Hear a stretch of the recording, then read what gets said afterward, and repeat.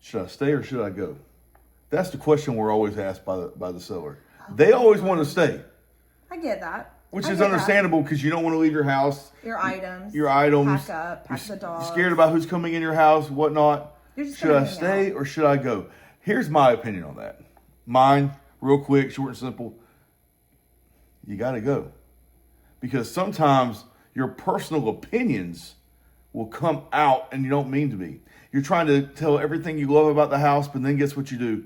You start telling them everything you hate about the house and why you're trying to leave. Even though there is nothing wrong with the home, you're giving your personal opinion. Right. And that can make someone not want to buy your house. Because maybe the flow of the home doesn't work for you. Maybe you don't like that you open the front door straight into the living room. Maybe you prefer to have a foyer now, but that person that's looking at your home actually really likes the open concept, and that's why they're looking at it, is because they're like, oh, well, I just opened that front door and I'm right there, but that might be something you don't like. And so opinions are, that's just what they are. They're opinions. Even in a relationship, a husband and a wife can have very different of opinions. So that's when you're showing multiple homes to a couple, it's best to have them both there, right? Mm-hmm. Not like just one party, oh, he'll make the decision for me, which a lot of times they can. And there are a few couples that can.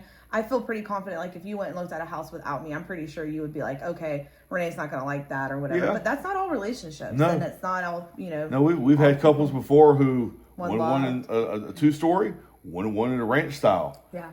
You can't make a decision. You both have to be there. You both have to be the home. Yeah. But if you're the seller, you've got to go. I was going to say, I kind of went off topic there, but yeah, I agree. I agree that if you're the seller, you got to go. You got to go during the showings.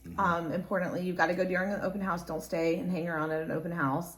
Or if you're the seller and you have family living there. Yeah. Or children. Yeah. Who are older, but they don't have a job or anything. Or maybe they're off or they're off or they got to go. They can't be there. They can't lay in their bed the entire time while you're doing a showing and then walk out and sit in the living room, hang out, and then walk back to the bedroom and make a sandwich in the kitchen. Mm-hmm.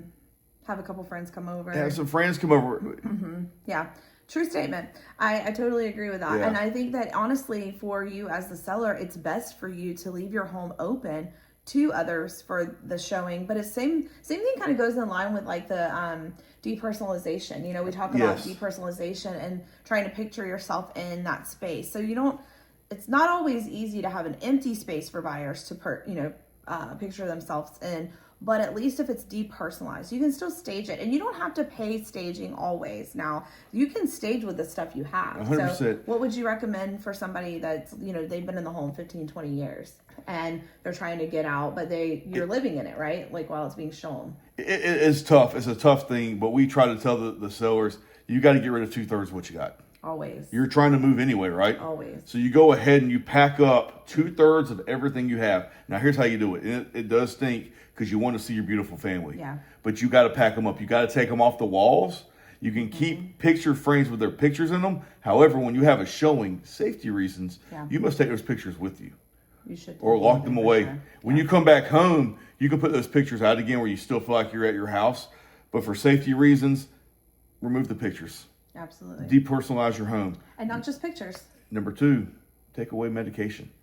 Put your medication away. Especially if you're elderly, they have a lot of medications that sit on the counter. Typically, I'm going to tell you real quick on a safety side is the easiest way for you to have something taken out of your home is someone to schedule a showing, and they're not really there looking at your house. They're scoping out what you got, and it might not be your expensive TV. It might not be your jewelry. It could be your medication. But does that really happen? Happens all the time. But not just medication and not just family pictures and all that. What else should they make sure that they clean up or tidy up or take with them? If you have any kind of weapons, firearms, knives, anything that of value to you. So like a family heirloom? Family heirloom. Okay. Take it with you. Okay. Jewelry. Take it with you if you can. Yeah. Or lock it up in a safe. Yeah. Never leave anything sitting out that is easy to walk by and just like grab it. Because you might not realize it's gone now, but in 3-4 weeks when you actually use it, you're going to realize, oh man, what happened to my item? And it's going to be gone. Yeah. So a tip that we have that we actually did personally when we have bought and sold, let's count TJ, that we're in our 6th house now, right? Am I right with that? 1, I think it's 6. 2, 3, 4. This is number 6. 6th home. Okay. And every time that we have gone and moved, we have actually lived in our home while it was for sale. So we weren't able to like pack up, move, and then put the house on the market. We had to sell and then move. So it was probably our 2nd house that we had listed. What we did is I would get a laundry basket and like put it by the front door. And so when we had the children were little, it was a lot harder because they had toys and things all over the house. And so right before we would leave for the day to go to work or the showing, if we had a showing request come in, we would go through the house. I mean, like super quick, like Speedy Gonzalez, like, Tasmanian devil style, gather up all the stuff that was just like in the floor, on the couch, whether it be, blankets, tidy up dirty laundry, toys, all those valuables we kept pretty much easy to take real quick, put them in that laundry hamper, and then we would take it to the car and we'd leave that in the car for the day or during the showing. And so that's kind of a little tip. So for those of you who are taking notes from the video, we've got 2 great tips we just told you. One being, well, actually several great tips we just said. One being, take 2/3 of everything that's in your home right now and go ahead and pack it up. But TJ, I don't have a storage unit. It's okay. Use your garage. Use a room in your house. They understand you're moving. Your agent can articulate that to the buyers coming in, and their agent can tell them, Good point. hey, they're moving, they're packing up. Good Understand point. The house is tidy, but they got boxes sitting around. Good it's point. okay. So pack it up, move it out the way. But then, like Renee said, get that laundry basket. When you have a showing, go ahead and put all your items in it that you want to take with you. Yeah. And you go. And then we talked about making sure we got anything of value. So medications, jewelry, weapons, family heirlooms, anything that if you were to come home after that showing and it was gone, would you be upset? Yes. Anything that you would, think of. And it's hard because we live in our homes, and some of us live in our homes for many, many years before we put them on the market. Walk around your house right when you first list it. I wouldn't wait until that first showing or that first open house. When you first list it, walk around your house and just think to yourself, like, man, that's sitting up on the shelf over there. I really, need to go ahead and pack that up. That's my great grandfather's flag from when he was in service or whatnot. Anything like that you would be upset if it got damaged or taken. Yeah. So.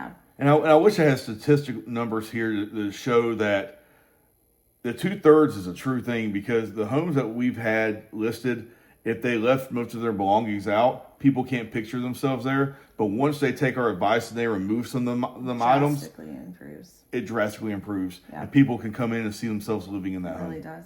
Pictures show better, video tours show better. And you got to think, if we're taking pictures of your home and you have your personal belongings up or your family pictures, you don't want those in the MLS. Or on the internet. Or on the internet, because they are there forever. Yeah. So TJ, everything that goes in the MLS goes to the internet? Yes, it does. It goes to Zillow. When you Google to find an address, Redfin, Realtor.com, all those images are uploaded.